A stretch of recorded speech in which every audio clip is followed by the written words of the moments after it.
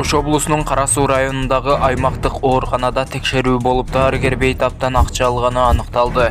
Бул туурасында президенттин аталган облустагы ыйгарым укуктуу өкүлчүлүгүнөн кабарлашат.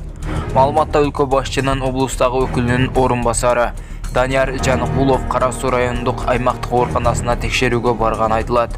Рейд учурунда оорукананын төрөт бөлүмүндө операция жасалган бейтаптан наркоз үчүн дарыгер акча алганы аныкталды. Данияр Жаныкулов наркоз үчүн акча алган дарыгерге эскертүү берип, бейтаптын акчасы кайра кайтарылды.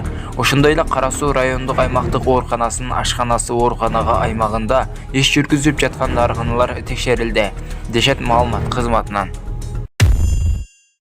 Баткен районунун Кыштут айылынын тургундары Өзбекстан чек-ара бекетин айыл четине жылдырып жатканын айтып чыгышты.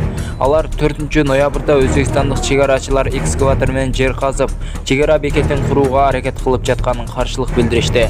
Райондук аким Учкунбек Жоробаев элдин чогулганын ырастап, бирок Өзбекстандык чек-ара бекети курулбай калганын Азаттыкка маалымдады.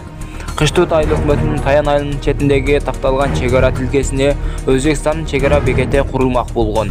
Алар менен Кыштут айыл өкмөтүнүн башчысы номер 2022 чек-ара аскер бөлүгүнүн жетекчиси жана кадастр ишканасынын Баткендеги филиалынын башчысы чогуу барып, сүйлөшүү жүргүздү. Жыйынтыгында Өзбек чек-ара бекети жылбай ордунда кала турган болду. Жоробаевдин маалыматына караганда, чек-ара бекети курулмак болгон жер такталган тилке жана Өзбекстанга карайт. Өзбекстан менен 2017-жылкы макулдашуу негизинде чек-ара сызыгынын 1170 чакырымы 85%ке, андан кийин дагы 10%га жакыны такталганын Кыргыз өкмөтү быйыл 17 февралда билдирген.